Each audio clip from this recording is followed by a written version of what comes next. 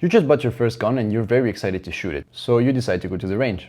Once you get there, a boomer is gonna be angry at you because you didn't buy a 1911 in 45, because 45 is God's caliber and it blows a man right out of his shoes, and 9mm is basically airsoft. So you ignore him, you walk to the counter, pay 1 hour for 1 lane, and head to the shooting bay. When you get there, you open the first door, you read the sign on the wall that says eyes and ears beyond this point. You put your eye protection, you put your ear protection, and when you open that second door, you're immediately hit by a cold gust of air and the smell of gunpowder mixed with gun oil. I love the smell of napalm in the morning. And as you're walking to your lane, the RSO is mad dogging you from the other side of the room, while everyone is just blasting away and shooting the ceiling. When you get to your lane, you put your target up, set it back a couple of yards, shoot a box of 50 rounds, and time's up. You gotta go back. When you're driving home, you feel unsatisfied and you feel like there's no progress being made. So you go online and start looking at what else you can do. What am I gonna do? Then there's this huge amount of letters and acronyms, USPSA, IPSC, IDPA,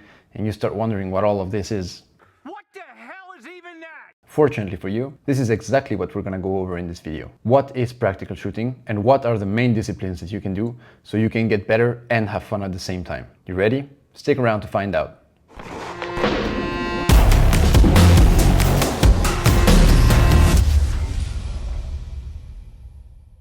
Hello everyone, thank you for coming again to another video of Dennis at the Range. Today we're gonna be looking at the world of practical shooting and its main disciplines. When I started my journey in practical shooting, I only knew USPSA because it's the most famous one, I guess you could say. And the first club I joined was IDPA. So I was quite confused because I didn't understand the rules, I didn't understand the targets, I didn't understand anything. Then, as I went to Europe and started looking at IPSC, I saw that the targets changed, the holsters, everything was different. I was very confused because there was a lot of choices to be made and I didn't really know where to start. In this video, I'm briefly gonna go over the main disciplines of practical shooting that you can find, so you can better understand where to start and what the best discipline for you could be. If you like this video, make sure to give it a thumbs up, subscribe, and comment down below what I missed. So without further ado, let's begin. Now, I've been briefly talking about practical shooting, but what is it? As most of you would be familiar with, practical shooting is not only just shooting in a lane at a target that's not moving. Practical shooting is more like solving a puzzle while running with a gun. You're not just shooting.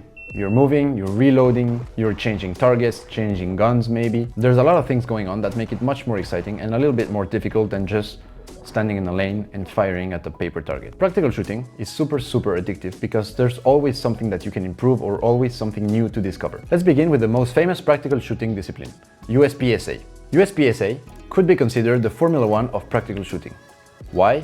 Because it's mostly focused on speed, while also being accurate. USPSA means United States Practical Shooting Association. It is the biggest and fastest growing shooting sport out there. Now, as the name implies, this is only in the USA, so the equivalent of it is IPSC, which is International Practical Shooting Confederation. There are small rules that change between both of disciplines that we will not go over in this video. Let me know down below if you want me to do something that details more in depth the differences between USPSA and IDPA. But for the sake of today's video, I'm gonna be referring to USPSA as both. The philosophy of USPSA is pure sport. It is made to push human limits. The way it's scored is with a hit factor. Now, what's a hit factor? You get the points that you score divided by your time. This means that in USPSA, it's not only about speed, it's also about accuracy. A typical USPSA target is going to look like this.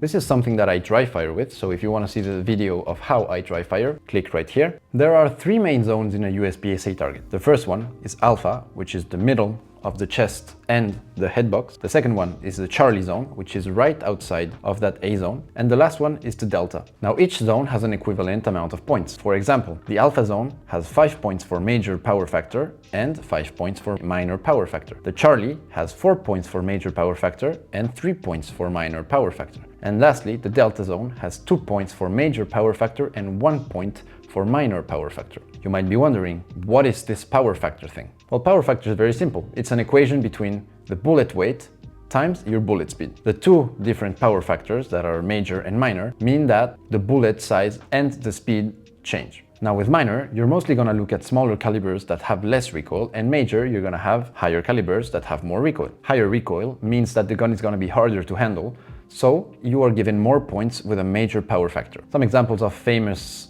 major power factors are 40 or 45, and the most famous minor power factor is 9mm. USPSA is divided by divisions, and each division is typically what gun you can use. So we're gonna go over the most famous division, the first one being open. Open is Formula 1. You have race guns, you have compensators, you have frame-mounted dots. This is just as fast as you can be.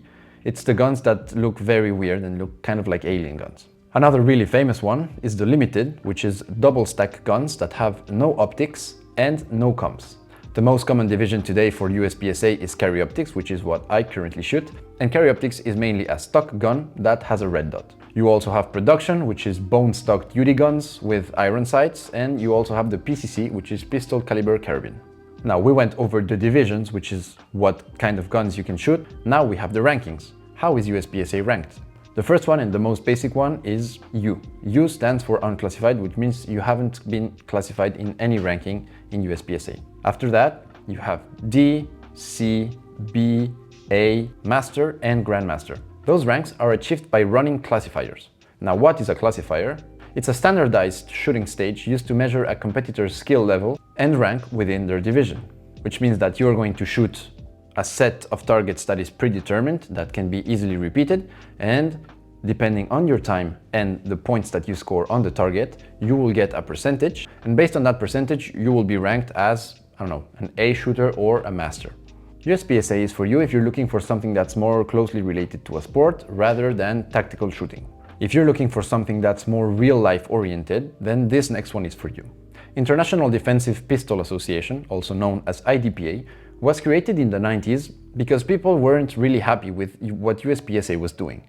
As the name implies, defensive, IDPA is more oriented towards real-life scenarios of shooting. Since in real life you really want to be accurate with your gun and not shoot at a bystander that's behind your target, this scoring method is only based on time.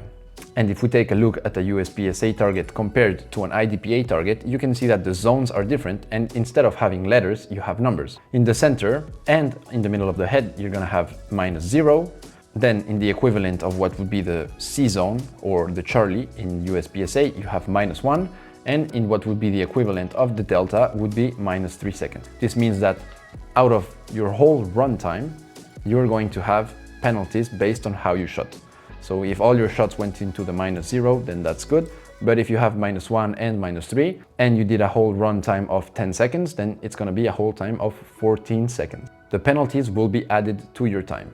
IDPA also has different rules regarding concealability. Since it's supposed to be defensive, you're supposed to have a concealed firearm. So it's very famous for IDPA shooters to have kind of like this fisherman's vest that's going to conceal the pistol and the magazines.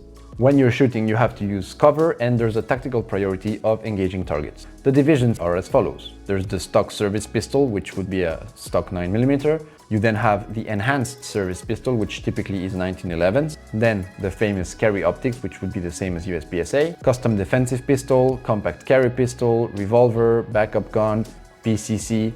There's a lot, but those are the famous ones. The ranking is also not the same as USPSA. Here, you begin by being a novice, then you go up to marksman, after that you have the sharpshooter, which then goes up to expert, master, and lastly distinguished masters. Distinguished masters are only the top 3% of all IDPA shooters, and just like in USPSA, you're going to run classifiers.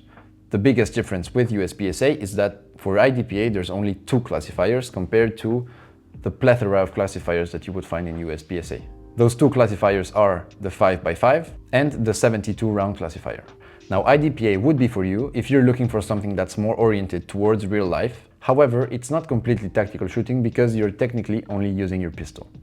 And this is where the next discipline comes in. 3-gun is where you can use all your toys. Because why choose between your guns when you can use all of them? Here, as the name implies, you use your rifle, your shotgun, and your pistol.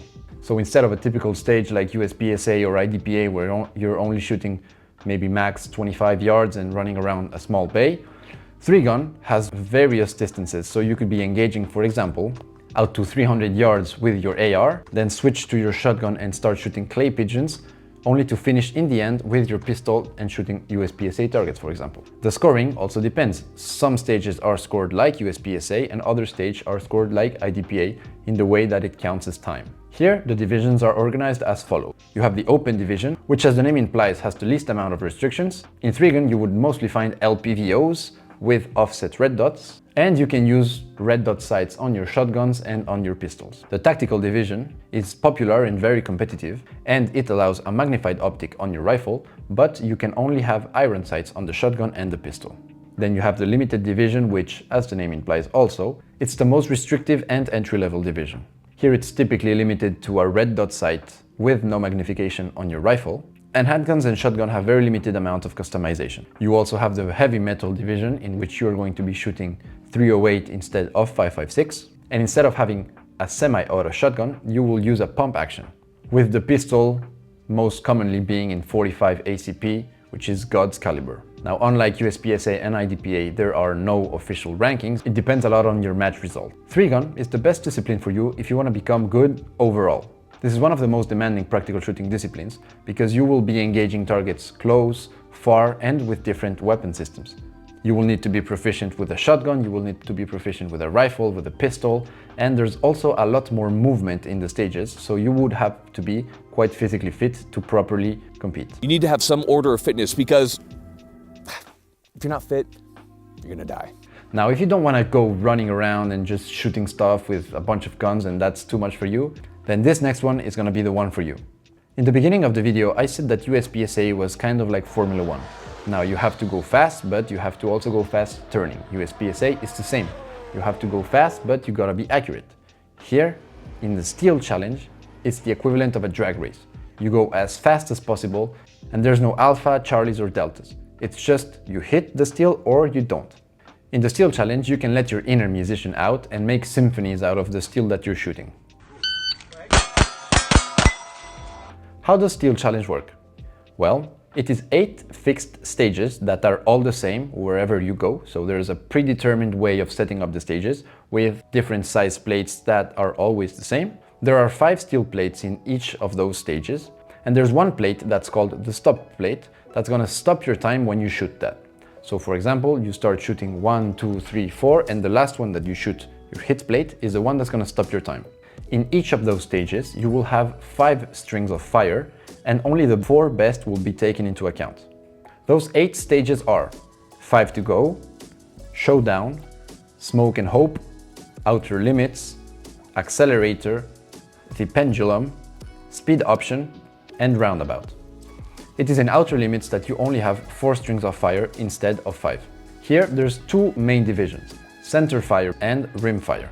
The most famous divisions of the steel challenge are the rimfire pistol open and rimfire pistol iron sights, the rimfire rifle open and the rimfire rifle iron sights, pistol caliber carabine, open, limited, production, single stack, carry optics, similar to USPSA, but it includes 22 caliber rifles and pistols. And you can be ranked differently regarding the division that you're in. So you can be an A shooter in carry optics and you can be a grandmaster in rimfire pistol. What's good about the steel challenge is that you typically don't have to move, you just stand in a shooting box and shoot the steel target, so you don't have to go paste and count alphas and start looking at the hit factor and everything. You just stand, timer goes off, you shoot your 5 plates, 5 times, 8 stages, and the day's over. In conclusion, which discipline is right for you? Well, if you're looking for speed, I would obviously recommend USPSA. If you're looking at real-life scenarios and having realistic situations, then IDPA would be the way to go. If you don't want to only stick to your pistol and want to have your rifle and your shotgun, well, the obvious choice is 3-gun.